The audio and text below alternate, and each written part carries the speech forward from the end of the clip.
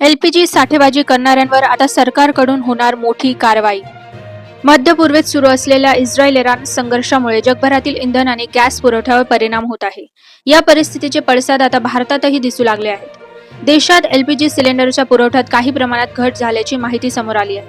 याच पार्श्वभूमीवर केंद्र सरकारने मोठा निर्णय घेत इसेन्शियल सर्व्हिसेस मेंटेनन्स ऍक्ट म्हणजेच एस्मा कायदा लागू केला आहे. या कायद्याचा मुख्य उद्देश म्हणजे आपत्कालीन परिस्थितीत नागरिकांना मिळणाऱ्या अत्यावश्यक सेवा बंद पडू नयेत. सरकारने परिस्थिती हाताळण्यासाठी रिफायनरी कंपन्यांना एलपीजीचे उत्पादन वाढवण्याचे आदेश दिले आहेत.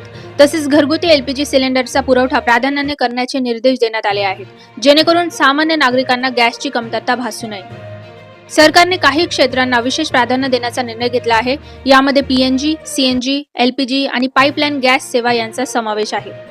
या सेवांना 100% पुरवठा सुरू ठेवण्याचा निर्णय घेण्यात आला आहे. याशिवाय खत निर्मिती करणाऱ्या फर्टिलायझर प्लांट्सना त्यांच्या नियमित पुरवठ्याच्या सुमारे 70% गॅस देण्यात येणार आहे. तसेच चहा उद्योग, मॅन्युफॅक्चरिंग क्षेत्र आणि इतर औद्योगिक संस्थांना त्यांच्या कोट्याच्या सुमारे 80% गॅस पुरवठा सुरू ठेवण्याचे आदेश देण्यात आले आहे.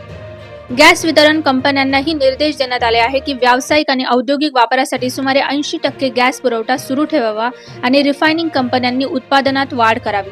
या निर्णयामुळे घरगुती एलपीजी आणि पीएनजी गॅसचा पुरवठा सुरळीत ठेवण्यावर सरकारचा मुख्य भर असणार आहे. त्याचबरोबर एलपीजीची साठेबाजी किंवा काळा बाजार करणाऱ्यांवर कठोर कारवाई होऊ शकते. म्हणूनच सरकारने नागरिकांना आवाहन केले आहे की घाबरून गॅसचा जादा साठा करू नये.